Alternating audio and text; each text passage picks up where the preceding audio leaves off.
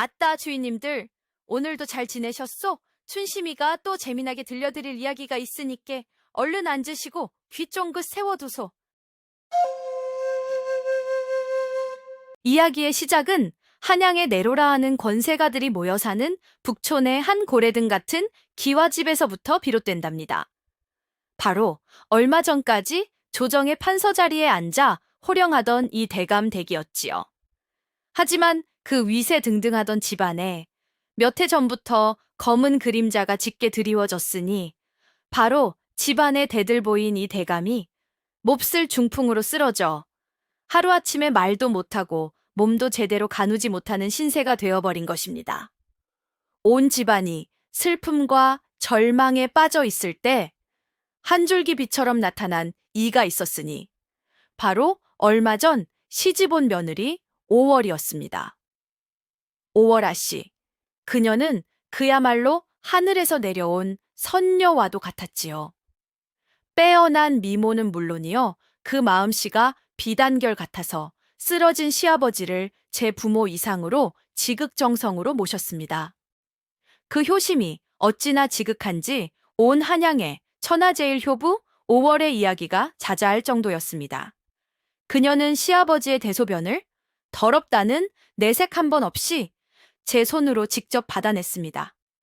식사를 못하시는 아버님을 위해 밤을 새워 쌀을 갈아 미음을 쑤었고 욕창이 생길세라 2시간마다 꼬박꼬박 몸을 돌려 눕혀드렸지요. 남편인 이선우 도령은 그런 아내의 모습에 매일같이 감격의 눈물을 흘렸습니다. 부인, 하늘이 나를 버리지 않으시고 당신 같은 보물을 내게 보내주셨구려. 이 은혜를 어찌 갚아야 할지. 하지만 이 감동적인 효행의 막 뒤편에서 아무도 모르는 끔찍한 비밀이 자라나고 있었다면 믿으시겠소이까? 어느 깊은 밤이었습니다. 그날도 5월은 밤늦도록 시아버지의 병수발을 들고 지친 기색으로 방에서 나왔지요. 모두가 잠든 대청마루는 달빛만이 서늘하게 비추고 있었습니다. 5월은 그 달빛 아래 홀로 섰습니다. 그리고는 품속에서 무언가를 꺼내 하얀 손수건으로 닦기 시작했지요. 그녀의 손에 들려있던 것은 바로 날이 서늘하게 선 작은 은장도였습니다. 그리고 그녀가 닦아내고 있던 손수건에는 희미하지만 분명하게 붉은 피가 새으며 나오고 있었지요. 이 모든 광경을 시아버지의 수발을 들기 위해 잠을 설쳤던 어린 몸종 향단이가 기둥 뒤에 숨어 숨을 죽이고 지켜보고 있었습니다. 향단이는 낮에 보았던 끔찍한 장면을 떠올렸습니다. 며느리 5월이 시아버지의 이불 속에서 아무도 모르게 앙상한 그의 팔뚝 살을 손톱으로 꼬집고 핥히어 피를 내던 바로 그 장면을. 향단이는 너무나도 큰 충격과 공포에 저도 모르게 흡 하는 소리를 내고 말았습니다. 그 소리에 5월이 귀신처럼 고개를 휙 돌렸습니다.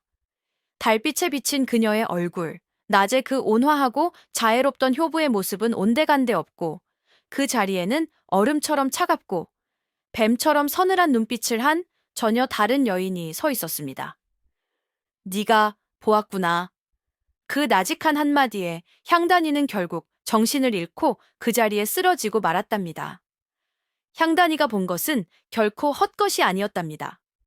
며느리 5월의 그 천사 같은 효행은 모두 사람들의 눈을 속이기 위한 무섭고도 완벽한 연기였습니다. 닫힌 방문 뒤 그녀와 시아버지 단둘만 남게 되면 그녀는 즉시 악마와도 같은 모습으로 돌변했지요. 이 늙은이가 오늘 용케도 목숨이 붙어 있었구나. 5월은 방금 전까지 남편 앞에서 시아버지의 손을 잡아주던 그 부드러운 손길로 이제는 시아버지의 뺨을 사정없이 후려쳤습니다. 짝! 하는 살이 터지는 소리가 고요한 방 안에 섬뜩하게 울려 퍼졌지요. 말도 못하고 몸도 움직이지 못하는 이 대감은 그저 공포와 굴욕에 찬 눈으로 며느리를 바라볼 뿐이었습니다. 그의 눈에서는 뜨거운 눈물이 쉴 새 없이 흘러내렸지만 그녀는 아랑곳하지 않았습니다. 어디 오늘 저녁은 굶어보시지. 짐승도 말을 듣지 않으면 밥을 주지 않는 법인데. 하물며 사람의 탈을 쓴 짐승에게 어찌 귀한 쌀을 낭비하겠는가. 그녀는 정성껏 쑤어온 죽 그릇을 시아버지의 눈앞에서 바닥에 내동댕이쳐 깨뜨려 버렸습니다. 그리고는 며칠씩 그에게 물 한 모금 주지 않고 굶기는 악랄한 짓을 서슴지 않았지요. 그녀의 학대는 육체적인 고통에만 그치지 않았습니다. 그녀는 시아버지의 정신을 아주 서서히 그리고 잔인하게 파괴해 나갔습니다. 그녀는 밤마다 그의 귓가에 저주와도 같은 말들을 속삭였습니다. 당신이 평생을 바쳐 쌓아 올린 그 명예, 내가 하나씩, 하나씩 잿더미로 만들어줄 것이다. 당신이 목숨처럼 아끼는 내 아들, 내가 내 치마폭에 감아 당신을 벌레 보듯 하는 불효자로 만들어줄 것이다. 당신은 이 방 안에서 모든 것을 빼앗기고 모든 이에게 잊힌 채 서서히 썩어가게 될 것이다. 이것이 바로 당신이 지은 죄의 대가다. 그녀의 그 뱀 같은 속삭임은 그 어떤 매질보다도 더 이 대감의 영혼을 갉아먹었습니다.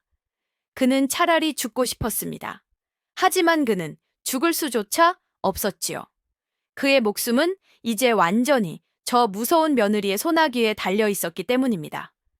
5월의 악행은 너무나도 치밀하고 교묘하여 집안의 그 누구도 눈치채지 못했습니다. 그녀는 시아버지의 방에서 나올 때면 언제나 눈물을 글썽이며 아버님의 병세가 차도가 없으시니 제 마음이 찢어질 듯 아픕니다라며 지극한 효부 연기를 펼쳤습니다. 그녀는 시아버지의 몸에 난 멍 자국을 욕창이 생기지 않도록 제가 밤새 주물러 드려서 그렇습니다. 라는 기막힌 거짓말로 둘러댔지요. 그녀의 그 완벽한 두 얼굴 앞에서 순진한 남편 선우와 집안의 하인들은 그녀를 성녀라 칭송하며 조금의 의심도 품지 않았습니다. 오직 그날 밤의 끔찍한 진실을 목격한 어린 몸종 향단이만이 모든 것을 알고 있었지요. 하지만 향단이는 며느리 5월의 그 서늘한 눈빛과 이 일을 발설하면 내년에 혀를 뽑아 저작거리에 내걸 것이다 라는 섬뜩한 협박에 공포에 질려 입을 굳게 다물 수밖에 없었답니다. 5월의 이중 생활은 그야말로 한치의 오차도 없는 완벽한 연극과도 같았답니다. 그녀는 집안의 다른 사람들, 특히 남편 선우의 앞에서는 세상에 둘도 없는 효부이자 현모양처의 가면을 철저하게 쓰고 있었지요. 아침이 되면 그녀는 가장 먼저 일어나 시아버지의 방으로 향했습니다. 그녀는 밤새 닫혀있던 방문을 활짝 열고 아버님, 밤새 평안히 주무셨사옵니까? 5월이 문안 여쭙니다. 라며 낭랑하고도 공손한 목소리로 인사를 올렸습니다. 그녀의 목소리를 들은 남편과 하인들은 과연 효심이 지극하구나 하며 혀를 내둘렀지요. 그녀는 남편 선우가 보는 앞에서 시아버지의 수발을 더욱더 정성스럽게 들었습니다. 그녀는 물수건으로 시아버지의 얼굴을 닦아드리며 다정한 목소리로 간밤에 있었던 집안의 소소한 일들을 조곤조곤 이야기해 주었습니다. 마치 말 못하는 아버님이 자신의 말을 다 알아듣기라도 하는 것처럼 말이지요. 아버님, 어제 서방님께서 시를 한 수 지으셨는데 그 솜씨가 어찌나 훌륭한지 제가 넋을 잃고 감탄했지 뭡니까? 아버님께서도 어서 기운을 차리시어 서방님의 그 늠름한 모습을 보셔야 할 터인데 그녀는 시아버지의 손을 주물러드리며 일부러 남편의 칭찬을 늘어놓아 아들의 마음을 흐뭇하게 하고 동시에 자신의 현숙함을 과시하는 고단수의 심리전을 펼쳤습니다. 식사 시간이 되면 그녀의 연기는 절정에 달했습니다. 그녀는 며칠을 굶어 앙상하게 마른 시아버지의 입에 미음을 한 숟가락 정성껏 떠먹여 주었지요. 물론 그 미음은 남편이 보는 앞에서만 먹이는 보여주기 위한 것이었습니다. 아버님, 한 숟갈만 더 드셔요. 어서 기운을 차리셔야지요. 미음을 잘 삼키지 못하는 시아버지를 위해 그녀는 자신의 입으로 미음을 곱게 씹어 다시 숟가락에 뱉어 그의 입에 넣어주기까지 했습니다. 순진한 남편 선우는 아내의 그 지극한 효심에 매일같이 감동하고 또 감동했습니다. 그는 자신의 아내가 하늘이 내려준 선녀이자 이 망해가는 집안의 유일한 희망이라고 굳게 믿었지요. 그는 아내에게 무한한 신뢰와 사랑을 바쳤습니다. 그는 아내가 하는 말이라면 파트로 매주를 쏜다 해도 믿을 기세였지요. 부인, 당신이 없었더라면 나는 어찌 되었을꼬. 아버님께서도 당신의 저 지극한 정성 덕분에 언젠가는 분명 기운을 차리실 것이요. 5월은 남편의 그 순진한 믿음을 마음껏 이용했습니다. 그녀는 남편을 자신의 완벽한 알리바이이자 든든한 방패막이로 삼아 자신의 잔인한 복수극을 더욱더 안전하게 이어나갔습니다. 그녀의 그 두 얼굴을 집안에서 유일하게 알고 있는 사람은 바로 공포에 질린 어린 몸종 향단이와 그리고 그 모든 학대를 온몸으로 받아내고 있는 당사자 이 대감뿐이었습니다. 하지만 두 사람 모두 진실을 말할 수 없는 번거리 신세였으니 이 기막힌 연극은 끝없이 계속될 것처럼 보였답니다. 이 대감에게 하루하루는 그야말로 생지옥과도 같았답니다. 그는 한때 조정의 판서로서 수많은 사람들의 생사 여탈권을 쥐고 천하를 호령하던 위세등등한 사내였습니다.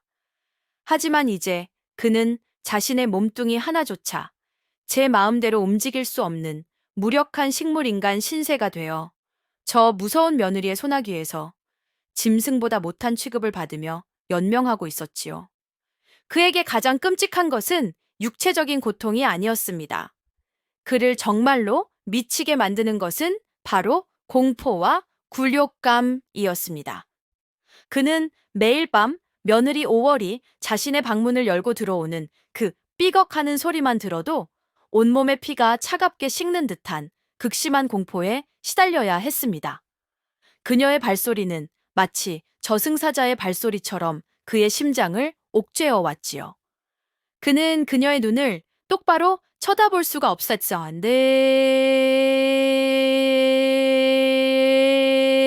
싸만네네. 그녀의 그 얼음처럼 차가운 눈빛과 마주치는 순간 그는 자신이 한낱 벌레만도 못한 하찮고 무력한 존재가 되어버리는 끔찍한 굴욕감을 느껴야만 했습니다. 그녀는 그의 마지막 남은 자존심마저 철저하게 짓밟아 버렸습니다. 그녀는 일부러 그의 옛 동료였던 다른 대감들이 문병을 왔을 때 그의 대소변을 받아낸 요강을 그들의 눈앞에 보란듯이 들고 나와 우리 아버님께서 오늘은 황금변을 보셨답니다. 라며 해맑게 웃어 보였습니다. 그 순간 이 대감은 차라리 혀를 깨물고 죽고 싶은 심정이었지요. 그는 필사적으로 이 지옥에서 벗어나려 발버둥 쳤습니다. 그는 아들 선우가 자신의 방에 들어올 때마다 자신의 모든 의지를 담아 필사적으로 신호를 보내려 애썼지요.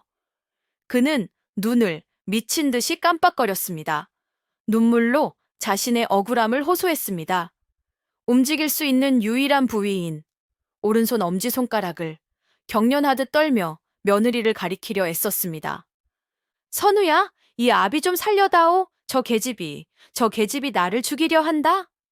하지만 그의 그 처절한 몸부림은 아들에게 전혀 다른 의미로 전달될 뿐이었습니다.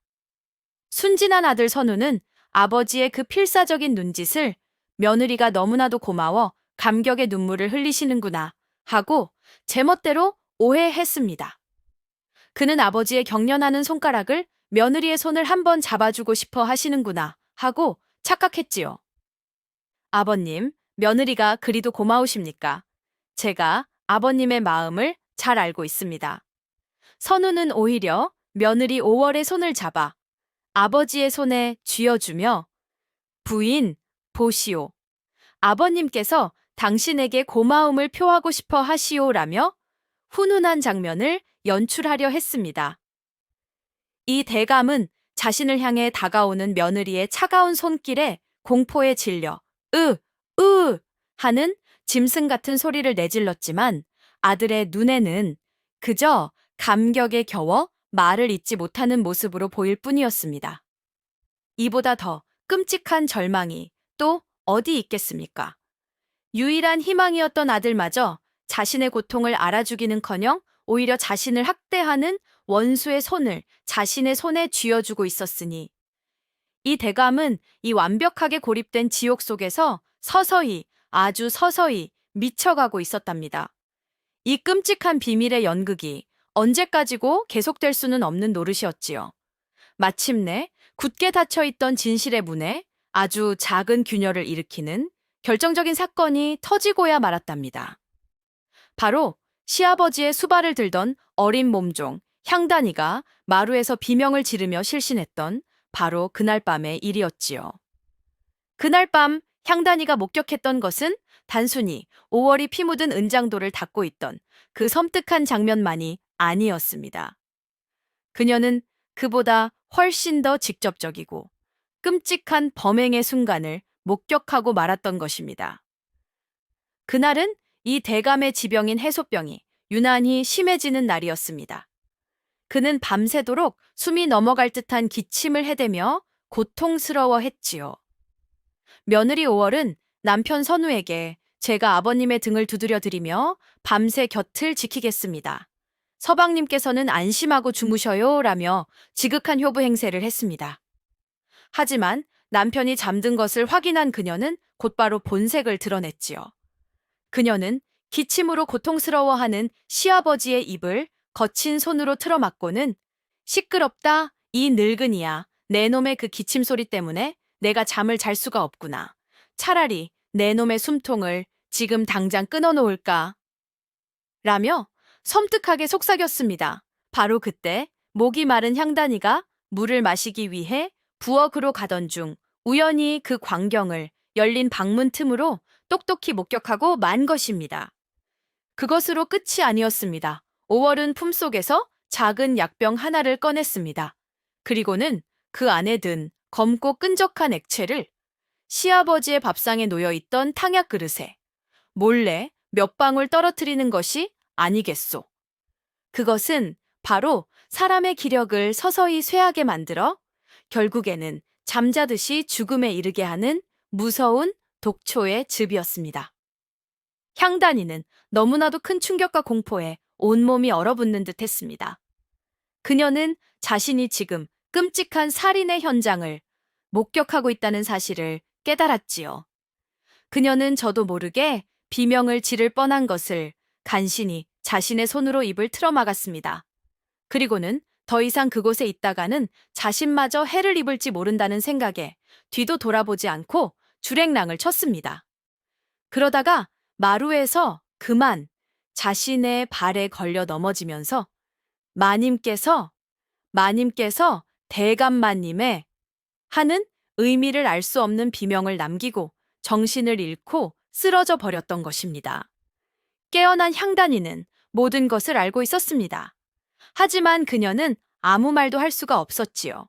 5월은 그녀가 깨어나자마자 그녀의 방으로 찾아와 서늘한 미소와 함께 그녀의 목에 차가운 은장도를 겨누었습니다. 향단아, 너는 어젯밤 아무것도 보지 못한 것이다. 그저 피곤하여 헛것을 본 것이지. 안 그러냐? 그녀의 목소리는 부드러웠지만 그 눈빛은 뱀처럼 차가웠습니다. 만약 내 입에서 단 한마디라도 쓸데없는 소리가 새어나오는 날에는 내년에 그 가녀린 목숨이 오늘 밤 당장 끊어지게 될 것이라는 것만 명심하거라.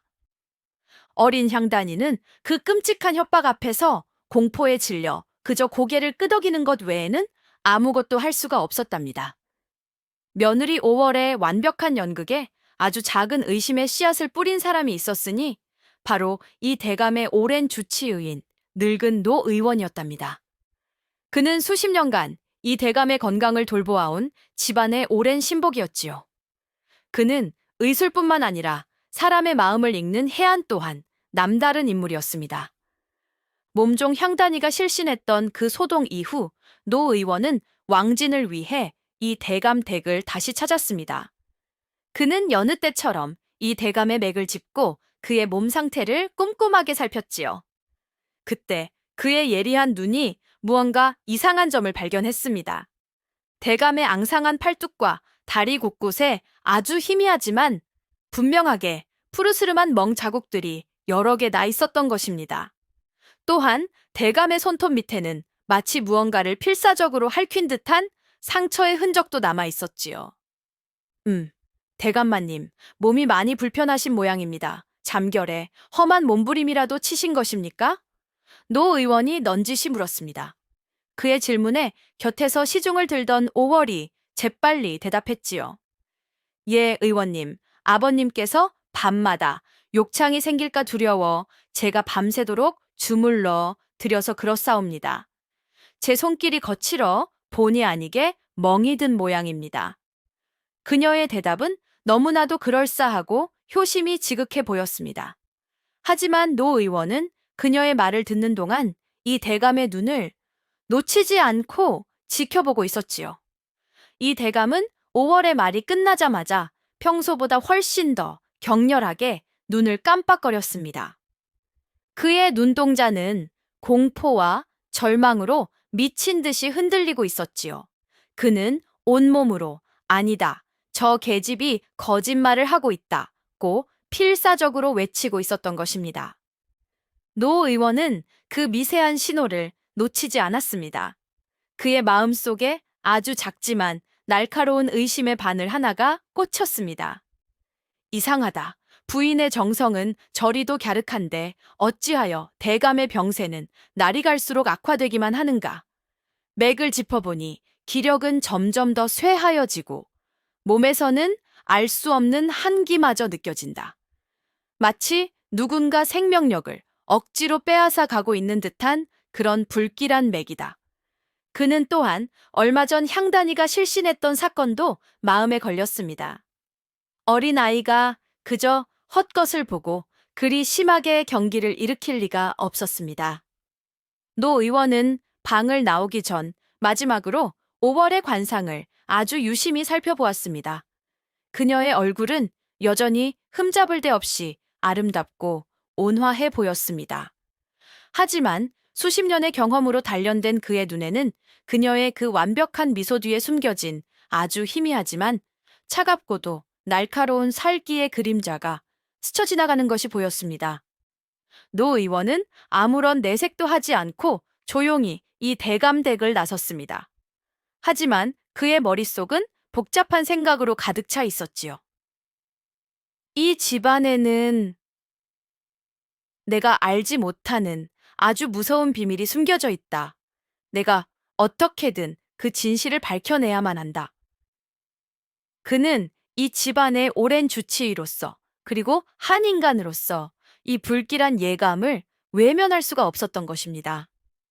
이제 이 무서운 며느리 5월의 가슴 아픈 과거를 이야기해 드려야 할 때가 온 것 같소이다. 그녀가 어찌하여 저토록 지독한 복수심에 불타는 독사 같은 여인이 될 수밖에 없었는지를 말이오. 5월은 본디 한양에서 이름난 비단 상인의 금지옥엽 외동딸이었습니다. 그녀의 아버지는 비록 상인의 신분이었으나 성품이 강직하고 정직하여 모든 이들의 존경을 받는 인물이었지요. 5월은 그런 아버지 밑에서 부족함 없이 사랑을 듬뿍 받으며 맑고 총명한 규수로 자라났습니다. 하지만 그녀의 그 평화로운 삶은 10년 전 그녀가 고작 10살 남짓의 어린아이였을 때 산산조각 나고 말았답니다. 당시 조정에서는 두 개의 정치 세력이 서로를 물어뜯으며 피비린내 나는 권력 다툼을 벌이고 있었습니다. 그리고 그 싸움의 희생양이 된 것이 바로 5월의 아버지였습니다. 5월의 아버지는 당시 형조 판서였던 이 대감과 오랜 세월 막역한 버스로 지내온 사이였습니다. 하지만 이 대감은 자신의 정치적 입지를 다지기 위해 상대편 세력과 손을 잡고 자신의 가장 친한 벗이었던 5월의 아버지를 영모 자금을 댄 부정한 상인이라는 끔찍한 누명을 씌워 하루아침에 나락으로 떨어뜨리고 만 것입니다.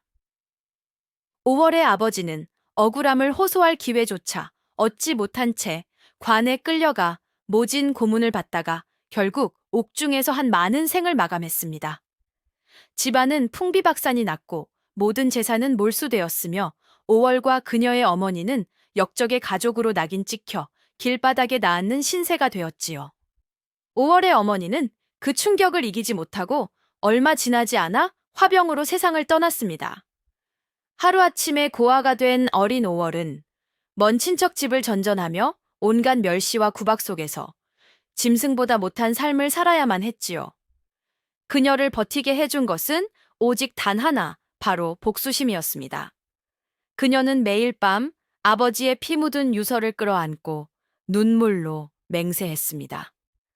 반드시 살아남아 나의 아버지를 죽음으로 내몰고 우리 가문을 파멸시킨 저 위선자 이 대감에게 똑같은 고통을, 아니 그보다 더 끔찍한 지옥을 맛보게 해주리라. 그녀는 자신의 아름다운 외모와 총명한 머리를 복수를 위한 칼로 삼아 수년을 갈고 닦았습니다. 그녀는 춤과 노래, 시와 서화를 익혀 사내의 마음을 홀리는 법을 배웠고, 밤으로는 독초와 의술을 공부해 사람을 살리고 죽이는 법을 익혔지요. 그리고 마침내 10년이라는 인고의 세월 끝에 그녀는 자신의 신분을 완벽하게 숨긴 채 복수의 대상인 이 대감의 아들 이선우에게 운명처럼 접근하여 그의 마음을 사로잡고 마침내 그 집안의 며느리가 되는데 성공했던 것입니다. 그녀에게 이 혼인은 사랑이 아니었습니다. 그것은 그녀의 인생을 건 가장 완벽하고도 잔인한 복수극의 시작이었던 것입니다. 5월이 계획한 복수는 단순히 시아버지 이 대감의 목숨을 빼앗는 그런 단순하고 싱거운 것이 아니었답니다. 그녀는 이 대감이 자신에게서 모든 것을 빼앗아갔듯 그녀 또한 그의 모든 것을 아주 서서히 그리고 잔인하게 하나씩 빼앗아갈 작정이었습니다. 그녀의 복수는 3단계로 이루어져 있었지요. 첫 번째 단계는 이 대감이 평생을 바쳐 쌓아 올린 명예와 자존심을 완전히 짓밟아버리는 것이었습니다.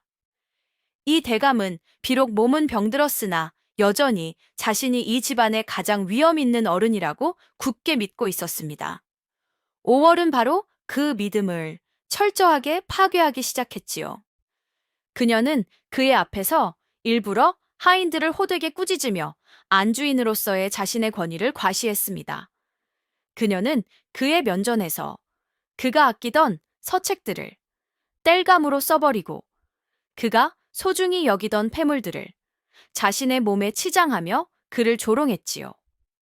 그녀는 그를 더 이상 존경받는 대감이 아니라 그저 똔고줌도 못 가리는 쓸모없는 늙은 짐승으로 취급했습니다. 그녀가 가하는 모든 육체적, 정신적 학대는 바로 그의 자존심을 짓밟고 그를 인간 이하의 존재로 전락시키기 위한 치밀하게 계산된 행위였던 것입니다. 두 번째 단계는 그가 목숨처럼 아끼는 외아들 선우의 마음을 아버지에게서 완전히 빼앗아 자신의 편으로 만드는 것이었습니다. 그녀는 선우에게 세상에서 가장 헌신적이고 자애로운 아내이자 며느리인 척 연기했습니다. 그녀는 선우의 마음을 거미줄처럼 올가매어 그가 자신 없이는 단 하루도 살 수 없는 나약하고 의존적인 존재로 만들어 나갔지요. 그리고는 교묘한 말솜씨로 선우의 마음속에 아버지를 향한 불신과 원망의 씨앗을 아주 조금씩 심기 시작했습니다. 아버님께서 서방님의 재능을 시기하시는 것 같아 제 마음이 아픕니다. 아버님께서 저를 너무 미워하시어 서방님과 저를 이간질 시키려 하십니다. 그녀의 궁극적인 목표는 선우가 스스로의 입으로 아버님은 이제 저에게 짐이 될 뿐입니다. 라는 잔인한 말을 내뱉게 하여 이 대감에게 가장 끔찍한 정신적 고통을 안겨주는 것이었습니다. 그리고 마지막 3번째 단계는 그의 목숨을 가장 고통스럽고 비참한 방식으로 거두어가는 것이었습니다. 그녀는 그를 단숨에 죽일 생각이 없었습니다. 그녀는 자신이 몰래 익힌 독초에 대한 지식을 이용해 그의 기력을 아주 서서히 말려 죽일 작정이었습니다. 그가 자신의 모든 것을 잃고 모든 이에게 버림받았다는 완전한 절망 속에서 자신의 죄를 뼈저리게 뉘우치며 고통스럽게 죽어가기를 바랐던 것입니다. 이것이 바로 5월이 10년 동안 칼을 갈며 준비해온 완벽하고도 지독한 복수극의 전말이었습니다. 노 의원의 예리한 의심이 5월에 완벽했던 복수극에 아주 작은 균열을 내기 시작했답니다. 5월은 노 의원이 더 이상 평범한 늙은 의원이 아님을, 자신의 계획의 가장 큰 방해물이 될 수도 있는 위험한 적수임을 직감했지요. 그녀는 노 의원이 이 대감의 몸에 난 멍자국과 그의 눈에 서린 공포를 의심의 눈으로 지켜보고 있다는 것을 눈치챘습니다. 그녀는 이대로 가다가는 자신의 비밀이 탄로날 수도 있겠다고 생각했지요. 그날부터 두 사람 사이에는 보이지 않는 칼날이 오고 가는 아슬아슬하고도 치열한 심리전이 펼쳐지기 시작했습니다. 노 의원이 왕진을 올 때마다 5월은 이전보다 더욱더 완벽한 효부를 연기했습니다. 그녀는 의원의 앞에서 시아버지의 손을 꼭 잡고 눈물을 글썽이며 의원님, 제발 우리 아버님을 살려주십시오. 제가 이리도 지극정성으로 모시는데 어찌하여 차도가 없단 말입니까? 라며 애절하게 호소했지요. 그녀는 마치 자신의 효심을 알아주지 않는 의원의 무능함을 은근히 질책하는 듯한 고단수의 화법을 구사했습니다. 노 의원 역시 만만치 않은 상대였습니다. 그는 며느리의 그 완벽한 연기에 속아 넘어가는 척하며 아주 예리하고 교묘한 질문들을 덫처럼 던졌지요. 허허, 부인의 효심은 하늘도 감동할 정도이옵니다.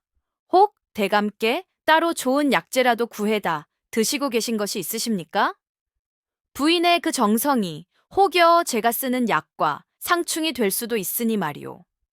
그것은 네가 혹시 다른 약, 즉 독을 쓰고 있는 것은 아니냐고 떠보는 날카로운 질문이었습니다.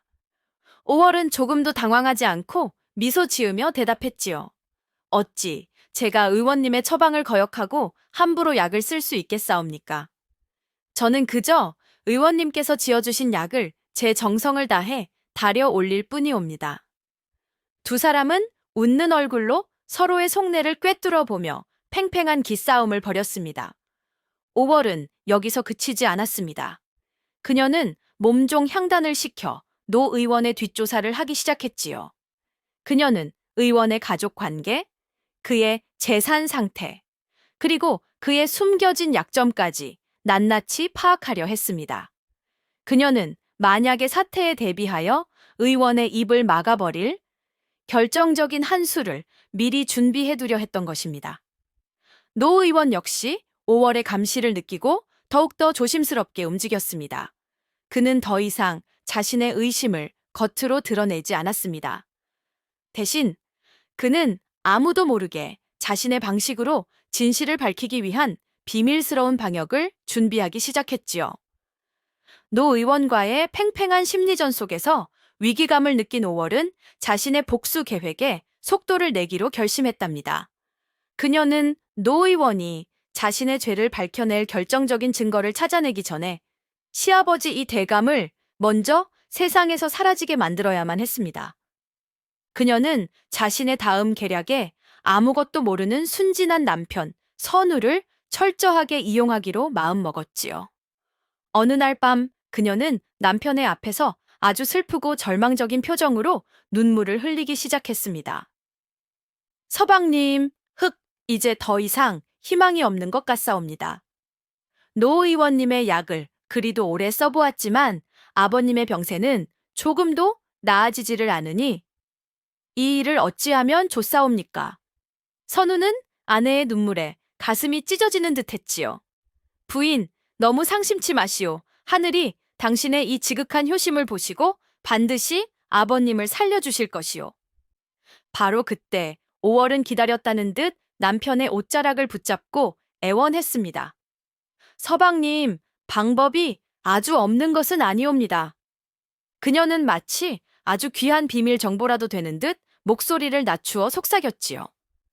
제가 어느 용한 의원에게서 비밀스러운 비방 하나를 전해 들었사옵니다.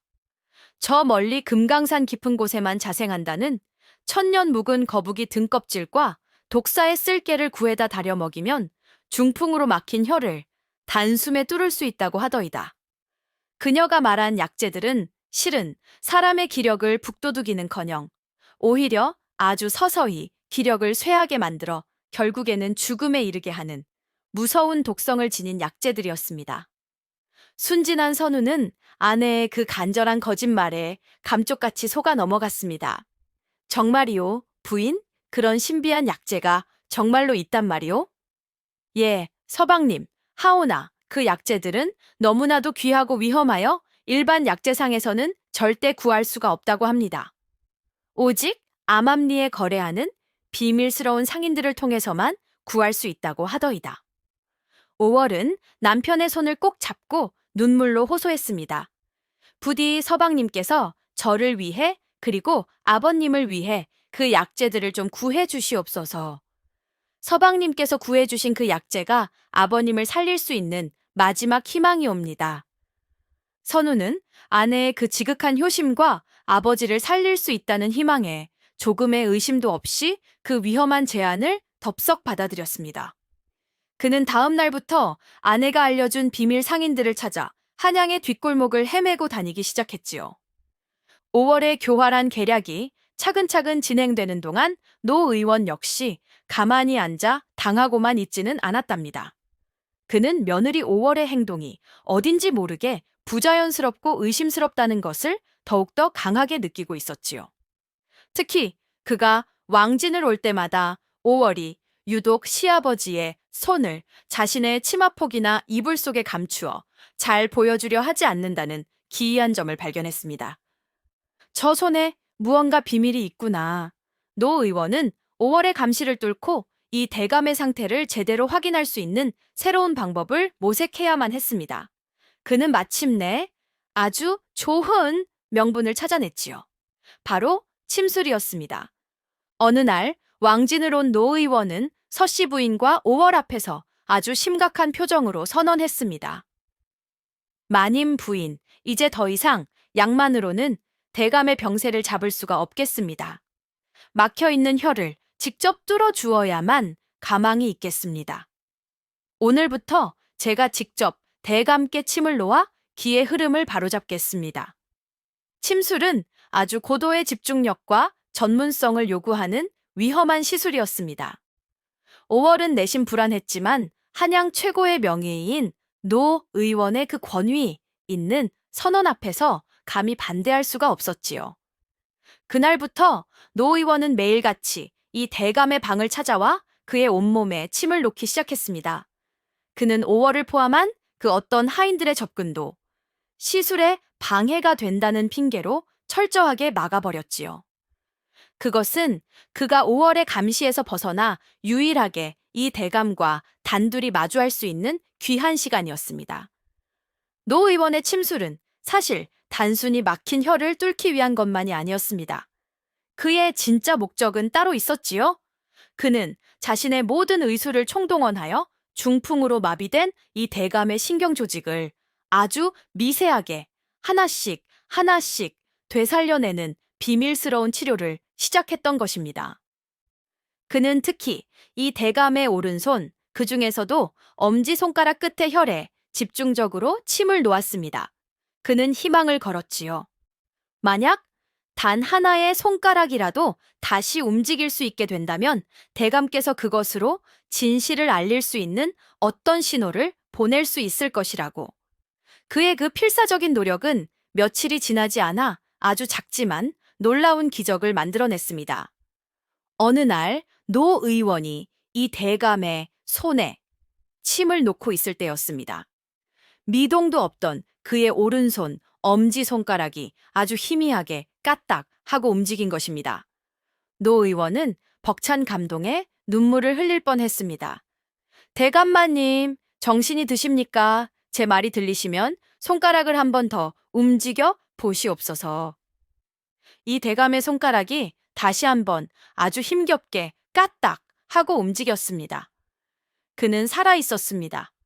그의 의식은 마비된 육체 속에 갇혀 있었을 뿐입니다. 노 의원의 헌신적인 침술 치료 덕분에 이 대감은 마침내 자신의 몸의 일부를 아주 조금이나마 다시 제 의지대로 움직일 수 있게 되었답니다. 그가 움직일 수 있는 것은 오직 오른손 엄지손가락 단 하나뿐이었습니다. 하지만 그 작은 움직임은 그에게 있어 칠흑 같은 절망 속에서 발견한 유일한 희망의 빛과도 같았지요. 그는 이제 이 작은 손가락 하나에 자신의 모든 목숨과 아들의 운명을 걸어야만 했습니다. 그는 필사적으로 이 손가락을 이용해 아들 선우에게 며느리의 끔찍한 진실을 알릴 방법을 밤낮으로 고민하고 또 고민했지요. 며칠 뒤 기회가 찾아왔습니다. 아들 선우가 여느 때처럼 아버지의 침상 곁에 앉아 책을 읽어드리고 있었을 때였지요.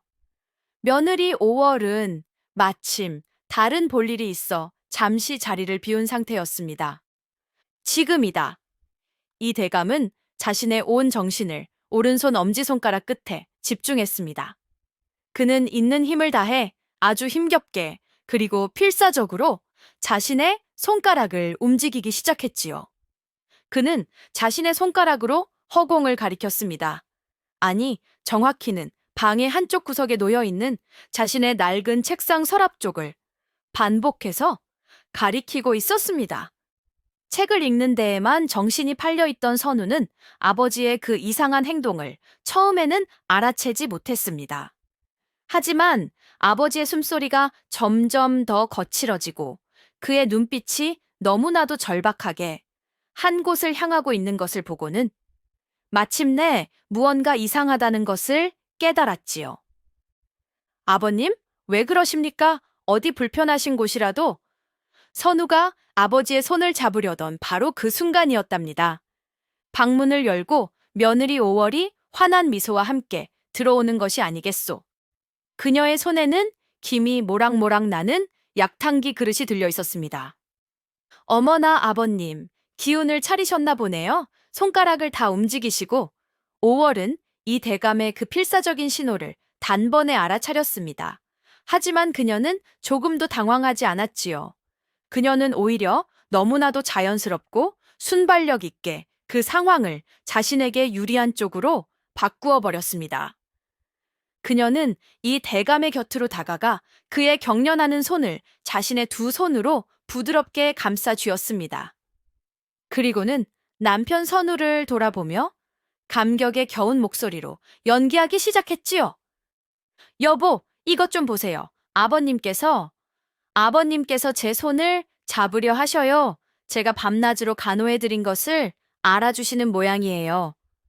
아이고, 아버님. 그녀는 이 대감의 손을 억지로 잡아 끌어 마치 그가 자신에게 고마움을 표하는 것처럼 완벽하게 상황을 조작해버렸습니다. 이 대감은 며느리의 그 차가운 손길에 공포와 절망에 질려 하는 분노의 신음소리를 내뱉었지만 순진한 선우의 귀에는 그 소리가 그저 감격에 겨워 말을 잇지 못하는 소리로 들릴 뿐이었습니다. 부인 보시오. 당신의 지극한 효심이 드디어 아버님의 마음을 움직인 것이오. 정말 고맙소, 부인. 선우는 아내의 효심에 다시 한번 감동하며 그녀를 끌어안았습니다. 이 대감의 유일했던 희망은 며느리의 그 여우 같은 기지 앞에서 너무나도 허무하게 물거품이 되어버리고 만 것입니다. 시아버지 이 대감의 필사적인 신호가 며느리 5월의 교활한 연기 앞에서 무참히 짓밟히는 그 순간 방 안에는 또 한 명의 인물이 숨을 죽이고 이 모든 광경을 지켜보고 있었답니다. 바로 어린 몸종 향단이었지요. 향단이는 이 대감의 그 절박한 손짓의 진짜 의미를 정확히 알고 있었습니다. 서랍 안에 무언가가 있다. 그녀는 또한 며느리 5월이 그 진실을 얼마나 교묘하게 덮어버렸는지도 똑똑히 보았지요. 그녀의 작은 마음속에서 거대한 폭풍이 일었습니다. 그녀는 두려웠습니다. 만약 자신이 나섰다가 저 무서운 마님의 눈밖에 나기라도 하면 자신의 목숨이 위태로워질 것이 불을 보듯 뻔했기 때문입니다. 하지만 그녀는 더 이상 침묵할 수만은 없었습니다. 이대로 가다가는 선량하지만 어수룩한 도련님 선우마저 저 독사 같은 마님의 계략에 빠져 위험해질 수 있었기 때문입니다. 또한 자신에게 늘 따뜻하게 대해주었던 이 대감마님의 그 처절한 눈빛이 그녀의 양심을 밤새도록 찔러댔지요. 안 돼. 이대로는 안 돼. 내가 어떻게든 도련님께 진실을 알려드려야만 해. 하지만 그녀가 직접 나서는 것은 너무나도 위험했습니다. 그녀는 고민 끝에 한 가지 묘안을 떠올렸지요. 바로 집안에서 유일하게 며느리 오월을 의심하고 있는 단 한 사람, 노 의원의 힘을 빌리는 것이었습니다. 며칠 뒤 향단이는 꾀병을 핑계로 외출 허락을 받았습니다. 그리고는 아무도 모르게 노 의원의 약방을 비밀리에 찾아갔지요. 노 의원은 잔뜩 겁에 질린 채 자신을 찾아온 향단이를 보고는 직감했습니다. 이 아이가 모든 비밀의 열쇠를 쥐고 있다는 것을. 향단아, 괜찮다. 아무 걱정 말고 네가 아는 것을 모두 말해보거라. 내가 너를 지켜줄 것이다. 하지만 향단이는 두려움에 차마 입을 열지 못했습니다. 그녀는 그저 눈물만 뚝뚝 흘리며 고개를 저을 뿐이었지요. 그녀는 자신이 아는 것을 말했다가 5월 마님에게 보복을 당할까봐 너무나도 두려웠던 것입니다. 노 의원은 그런 그녀를 더 이상 다그치지 않았습니다. 대신 그는 종이와 붓을 그녀의 앞에 내밀었지요. 말하기가 두렵거든 글로 써도 좋다. 혹은 그림을 그려도 좋다. 네가 나에게 진실을 알릴 수 있는 그 어떤 방법이라도 좋다. 향단이는 한참 동안이나 망설였습니다. 그리고는 떨리는 손으로 붓을 들어 종이 위에 아주 작은 그림 하나를 그렸습니다. 그것은 바로 이 대감의 방 그림이었습니다. 그리고 그녀는 방 한쪽 구석에 있는 낡은 책상 서랍을 유난히 크고 진하게 그려 넣었지요. 그리고는 그 옆에 화라는 글자 하나를 작게 써넣었습니다. 서랍, 불. 그것이 그녀가 남긴 유일한 단서였습니다. 그녀는 그 종이를 노 의원에게 건네주고는 뒤도 돌아보지 않고 도망치듯 약방을 빠져나갔습니다. 노 의원은 향단이가 남기고 간 그 알쏭달쏭한 그림을 한참 동안이나 깊은 생각에 잠겨 내려다볼 뿐이었답니다. 향단이가 남기고 간 그 수수께끼 같은 그림은 며칠 동안이나 노 의원의 머릿속을 떠나지 않았답니다. 서랍, 그리고 불. 이것은 대체 무엇을 의미하는 것인가? 그는 향단이가 자신에게 아주 중요한 결정적인 단서를 남겼음을 직감했습니다. 하지만 그는 그 암호의 의미를 섣불리 풀어낼 수가 없었지요. 그러던 어느 날 밤, 노 의원은 잠을 이루지 못하고 뒤척이다가 문득 한 가지 섬뜩한 가능성을 떠올리고는 자리에서 벌떡 일어났습니다. 불, 그래 불이다. 향단이는 나에게 경고하고 있는 것이다. 며느리 5월이 서랍 안에 있는 무언가를 불태워 없애려 하고 있다는 것을. 그 서랍 안에는 필시 이 모든 사건의 진실을 밝혀줄 결정적인 증거가 들어있을 것이 틀림없었습니다. 노 의원은 더 이상 지체할 시간이 없다고 판단했습니다. 그는 다음 날 아침 당장 이선우 도령을 찾아가 이 모든 사실을 알려야겠다고 굳게 결심했지요. 하지만 악인의 행동은 언제나 현자의 지혜보다 한 발 앞서는 법일까요? 바로 그날 밤 이 대감댁에서는 끔찍한 사건이 터지고야 말았답니다. 그날 밤 향단이는 여느 때처럼 잠든 척 자신의 방에 누워 있었습니다.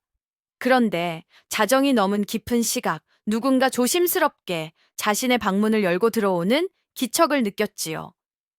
바로 며느리 5월이었습니다. 향단이는 공포에 숨을 죽였습니다.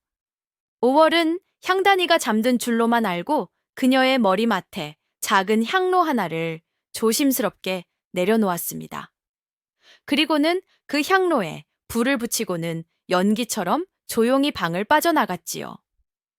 향로에서는 아주 달콤하고 기분 좋은 향기가 피어오르기 시작했습니다.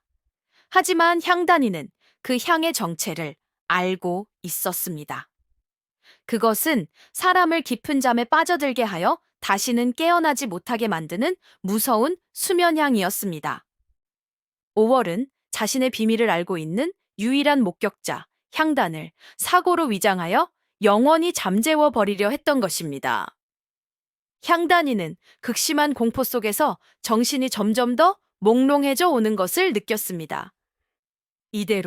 이대로 죽는 것인가. 하지만 바로 그 순간 그녀의 머릿속에 자신을 믿어주고 걱정해 주었던 노 의원의 얼굴과 아무것도 모른 채 독사의 품에 안겨 있는 순진한 선우 도령의 얼굴이 스쳐 지나갔습니다. 안 돼. 이대로 죽을 수는 없어. 내가 죽으면 아무도 진실을 밝히지 못하게 될 거야. 그녀는 마지막 남은 힘을 쥐어짰습니다.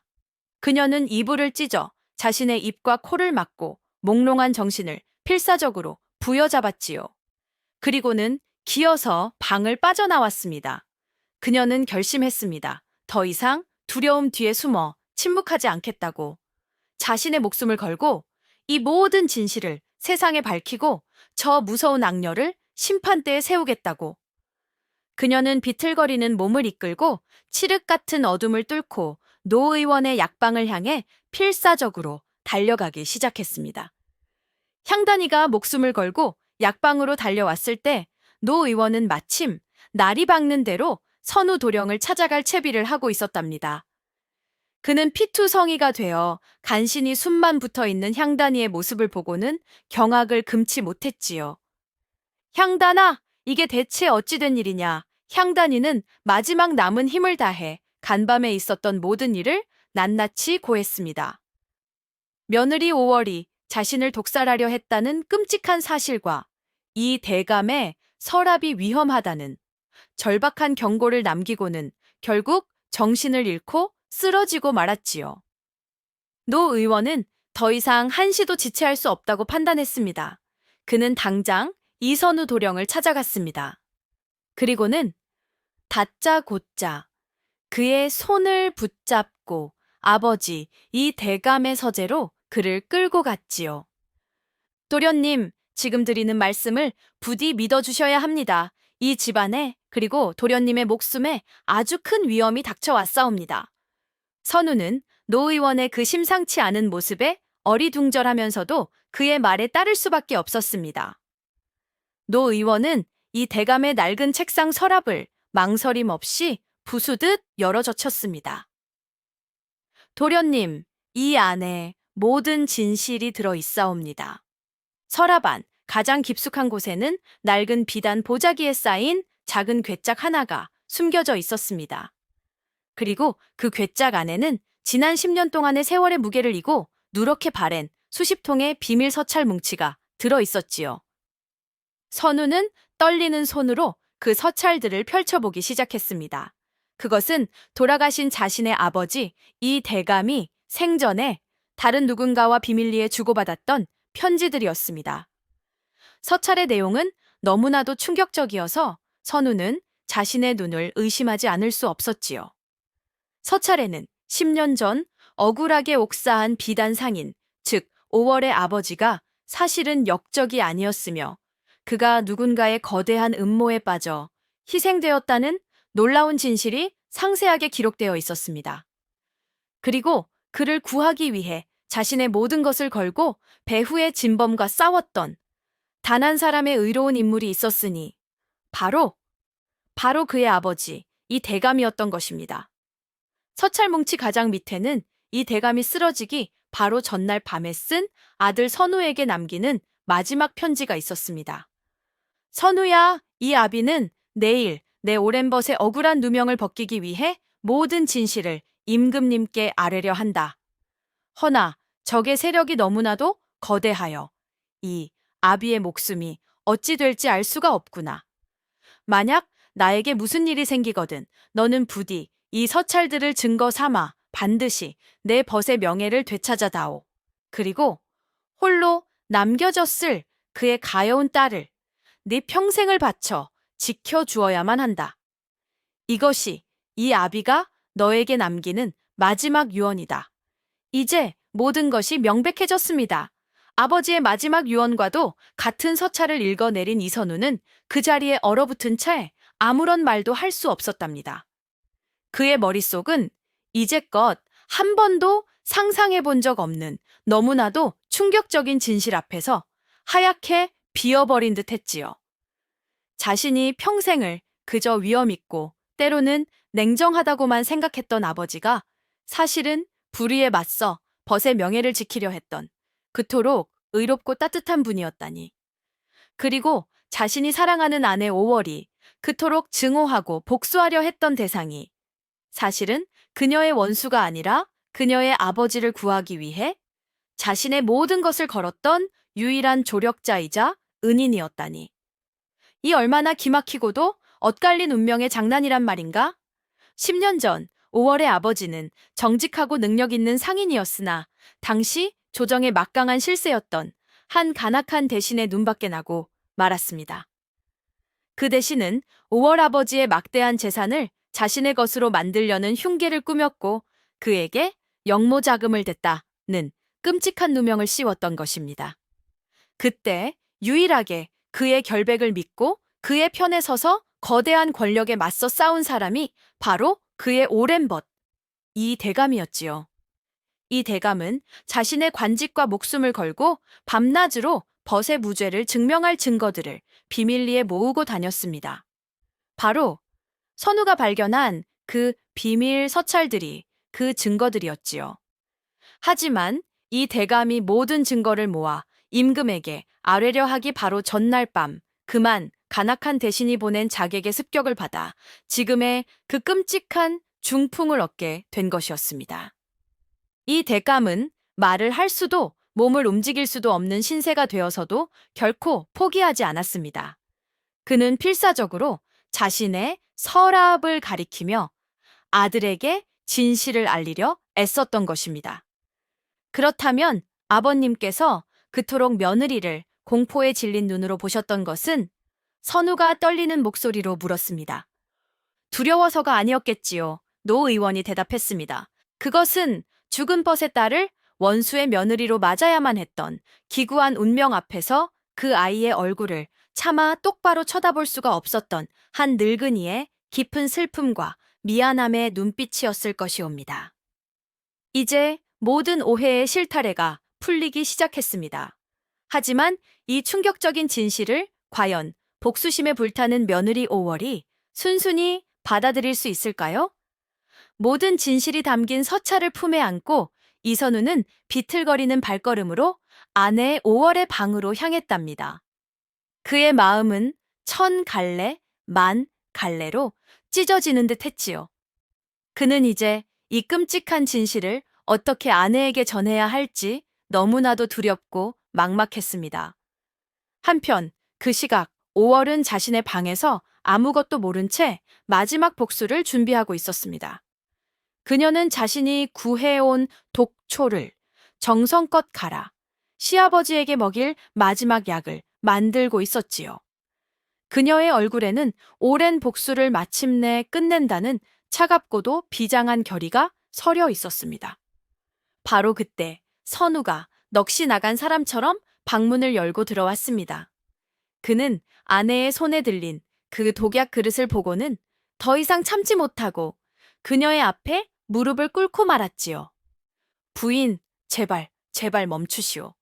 그는 울부짖으며 자신이 방금 알게 된 그 모든 충격적인 진실을 아내에게 낱낱이 고하기 시작했습니다. 당신이 틀렸소. 우리 아버님은 당신의 원수가 아니오. 5월은 남편의 그 믿을 수 없는 이야기에 처음에는 무슨 헛소리냐며 냉소적인 미소를 지었습니다. 그녀는 남편이 아버지를 살리기 위해 거짓말을 지어내는 것이라 생각했지요. 하지만 선우가 내민 아버지의 피 묻은 서찰들과 그 안에 담긴 절절한 진실의 기록들 앞에서 그녀의 그 굳건했던 확신은 모래성처럼 와르르 무너져 내리기 시작했습니다. 그녀는 떨리는 손으로 서찰들을 읽어 내려갔습니다.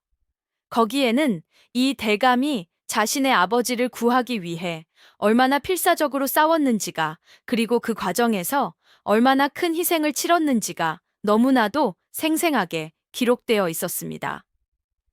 서찰의 마지막 장에는 그들의 진짜 원수, 즉 10년 전 사건의 진범에 대한 결정적인 단서가 남아 있었습니다. 모든 계략의 배후에는 나의 가장 가까이에 있는 나의 신복 김서방이 있었음을 나는 너무 늦게 알아차리고 말았다.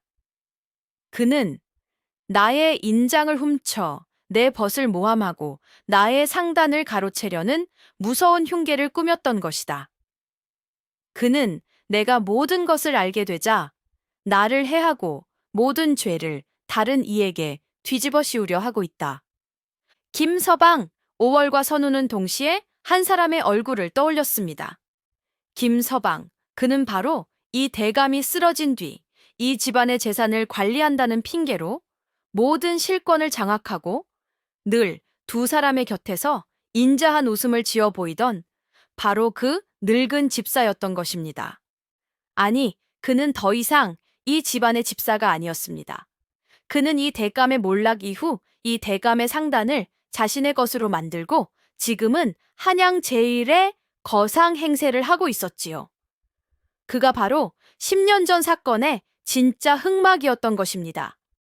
모든 진실이 마치 무대의 막이 걷히듯 한꺼번에 드러나는 순간 5월은 그 자리에 털썩 주저앉고 말았답니다. 그녀의 손에서 독약이 든 그릇이 쨍그랑 하는 요란한 소리를 내며 바닥에 떨어져 산산조각이 났지요. 그녀의 머릿속이 하얗게 비어버렸습니다.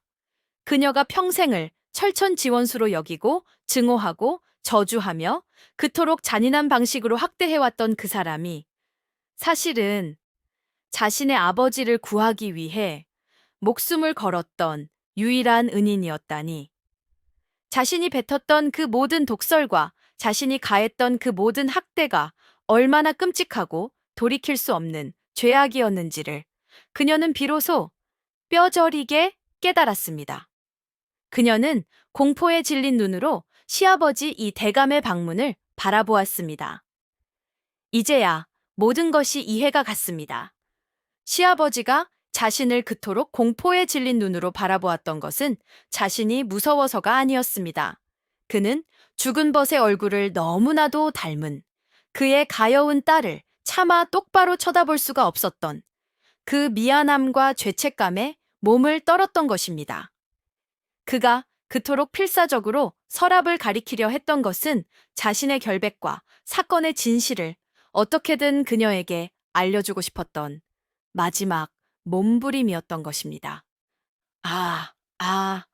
5월의 입에서 인간의 것이라고는 믿기 힘든 짐승의 울음소리와도 같은 처절한 절규가 터져 나왔습니다. 그녀는 자신의 어리석음과 잔인함에 미칠 듯한 죄책감과 자기 혐오에 휩싸여 머리를 쥐어뜯으며 오열했습니다. 내가 무슨 짓을, 나는 아버님의 은인에게 칼을 꽂았구나. 나는 내 손으로 나의 구원자를 지옥으로 밀어 넣었어. 남편 선우는 그런 아내를 차마 위로할 수도 원망할 수도 없었습니다. 그는 그저 이 기구하고도 잔인한 운명의 장난 앞에서 아내를 부둥켜 안고 함께 눈물을 흘릴 뿐이었지요. 오해의 대가는 너무나도 컸습니다. 그들의 사랑과 그들의 가족, 그 모든 것이 이 끔찍한 진실 앞에서 산산조각 나 흩어지고 있었습니다. 아이고, 이 가여운 사람들을 어찌하면 좋단 말이요. 과연 이 깊은 상처와 절망 속에서 그들은 다시 일어설 수 있을까요? 모든 것을 깨닫고 절망의 나락으로 떨어진 5월은 그 길로 알아놓은 시아버지의 방문 앞으로 달려갔답니다. 그녀는 차가운 마룻바닥에 이마가 깨지도록 머리를 찌으며 눈물로 용서를 빌었지요. 아버님, 죽을 죄를 지었사옵니다. 부디 이 죄인을 매우 쳐주시옵소서. 아버님의 손에 죽는다면 여한이 없겠사옵니다. 그녀는 며칠 밤낮을 물 한 모금 마시지 않고 그 자리에서 엎드려 자신의 죄를 참회했습니다. 그녀의 그 진심 어린 눈물이 하늘에 닿았던 것일까요? 아니면 마음에 큰 짐을 내려놓은 덕분이었을까요? 기적 같은 일이 벌어졌습니다. 굳게 닫혀있던 시아버지의 방문이 삐걱 소리를 내며 아주 조금 열린 것입니다. 그리고 그 문틈으로 지난 몇 년간 단 한 번도 움직이지 못했던 이 대감의 손이 아주 힘겹게 밖으로 뻗어 나왔습니다. 그리고는 며느리 5월의 머리를 아주 부드럽게 쓰다듬어 주었지요. 그것은 용서의 손길이었습니다. 그는 자신에게 그토록 끔찍한 고통을 안겨준 며느리를 원망하지 않았습니다. 그는 그녀 또한 이 거대한 비극의 또 다른 가여운 희생자임을 이미 이해하고 있었던 것입니다. 그 따뜻한 용서의 손길에 5월은 다시 한번 목 놓아 울었습니다. 그날 이후 집안의 분위기는 완전히 달라졌습니다. 이 대감의 병세는 놀라울 정도로 빠르게 호전되기 시작했습니다. 그를 짓누르던 마음의 병이 사라지자 육신의 병 또한 기적처럼 치유되기 시작한 것입니다. 5월은 이제 진심으로 시아버지를 봉양하기 시작했습니다. 그녀는 자신의 지난 과오를 평생에 걸쳐 씻겠다는 마음으로 이전보다 더욱더 지극정성으로 시아버지를 보살폈지요. 남편 선우 역시 아버지와 아내 두 사람의 곁을 든든하게 지켰습니다. 그는 이 모든 비극을 자신의 탓으로 돌리고 두 사람의 상처를 자신의 사랑으로 따뜻하게 감싸 안아주었지요. 그렇게 증오와 복수, 오해와 죄책감으로 얼룩졌던 이 집안에 마침내 용서와 화해, 그리고 진정한 사랑이라는 따스한 햇살이 비치기 시작한 것입니다. 집안의 모든 상처가 아물어갈 무렵 5월과 선우, 그리고 기력을 되찾은 이 대감, 이 세 사람은 마지막으로 그들이 해야 할 일이 아직 남아있음을 잊지 않았답니다. 바로 이 모든 비극의 시작점이었던 진짜 원수 김서방에게 그의 죄를 묻는 것이었지요. 세 사람은 그동안 모아온 모든 증거, 즉 이 대감의 비밀 서찰과 노 의원 그리고 향단이의 증언을 가지고 관할을 찾아가 김서방의 모든 죄악을 만천해 고발했습니다. 교활한 김서방은 마지막까지 자신의 결백을 주장했지만 빼도 박도 못할 증거들 앞에서 결국 자신의 모든 죄를 자백할 수밖에 없었지요. 그는 결국 나라의 법에 따라 응당한 처벌을 받고 비참한 최후를 맞이했다고 합니다. 그렇게 10년간의 길고 길었던 악연의 고리가 마침내 끊어지는 순간 5월은 품속에서 늘 지니고 다니던 그 낡은 은장도를 꺼내 들었습니다. 그녀는 더 이상 이 칼이 필요 없게 되었음을 느꼈지요. 그녀는 그 은장도를 멀리 강물에 던져버리려 했습니다. 하지만 바로 그때 시아버지 이 대감이 그녀의 손을 말없이 잡아주었지요. 이 대감은 이제 제법 또렷해진 목소리로 며느리에게 말했습니다. 아가, 그 칼을 버리지 말거라. 그는 며느리의 손에서 은장도를 받아들어 다시 그녀의 손에 쥐어주었습니다. 그 칼은 이제 복수의 칼이 아니다. 그 칼은 네가, 너의 아버지가, 그리고 내가 이 끔찍한 불의에 맞서 얼마나 치열하게 싸워왔는지를 증명하는 정의의 상징이다. 부디 이 칼을 평생 간직하며 다시는 이 땅에 우리와 같은 억울한 희생양이 나오지 않도록 세상을 지키는데 사용하여다오. 5월은 시아버지의 그 깊은 뜻을 깨닫고 눈물을 흘리며 고개를 끄덕였습니다. 그녀의 손에 들린 은장도는 이제 새로운 주인을 만나 복수의 도구가 아닌 수호의 맹세로 다시 태어난 것입니다. 그 후 5월과 선우는 시아버지를 극진히 모시며 오래오래 행복하게 살았다고 합니다. 5월은 한때 독사 며느리라 불렸지만 이제는 모든 이들의 존경을 받는 천하제일 효부이자 현명한 아내로서 자신의 새로운 운명을 당당하게 살아가게 되었지요. 사람들은 말했습니다. 운명이란 정해진 것이 아니라 끔찍한 오해와 증오 속에서도 결국에는 용서와 사랑을 선택하는 우리 자신의 마음에 달려있는 것이라고. 자, 주인님들, 오늘 춘심이가 들려드린 은장도의 주인 이야기는 여기까지랍니다. 부디 주인님들께서도 마음속에 미움의 칼보다는 용서의 꽃을 품고 살아가시기를 이 춘심이가 간절히 바라겠소이다. 다음에 또 재미난 이야기 보따리 들고 찾아뵙겠습니다. 고맙소이다.